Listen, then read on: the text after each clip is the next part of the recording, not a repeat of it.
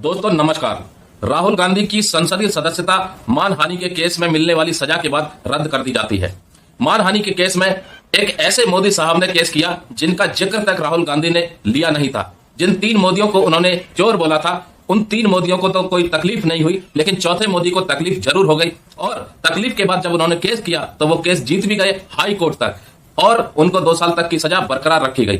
लेकिन जब मामला सुप्रीम कोर्ट में गया तो ये जो ऐतिहासिक सजा 2 साल की उनको मिली थी, वो ऐतिहासिक सजा रद्द हो जाती है।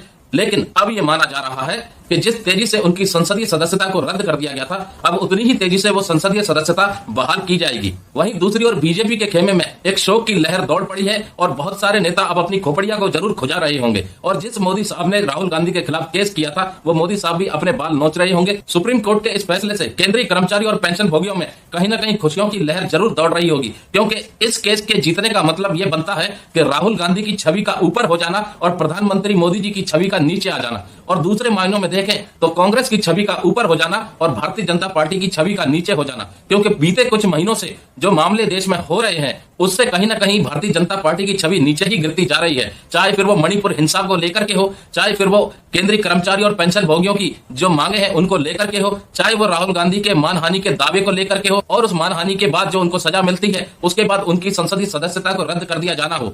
अब यह भी माना जा रहा है कि जितना जोर शोर से संसद में पहले राहुल गांधी जी की आवाज गूंजती थी, उससे भी अब कई गुना तेज राहुल गांधी जी की आवाज गूंजने वाली है। क्योंकि जिन मुद्दों को लेकर के प्रधानमंत्री जी को लपेटे में ले रहे थे, वो मुद्दे थे अडानी जी के फेवर में किए गए फैसले।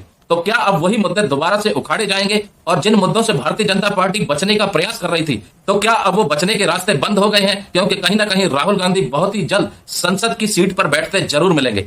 तो दोस्तों, देश की राजनीति में अब बहुत कुछ होने वाला है। एक तरफ चुनाव आने वाला है, राज्यों के भी और आने वाले लोकसभा चुनाव के भी। तो होने को अब बहुत कुछ होगा, आवाजें भी उठेंगी और नए से नए मुद्दे आपको देखने को जरूर मिलेंगे। और उन सब की रिपोर्टिंग आपको मैं लगातार बार बार देता रहूंगा। चैनल पर बने रहिए। सब्सक्राइब नहीं किया है तो सब्सक्राइब जरूर कीजिए। जय हिंद, जय भारत दोस्तों।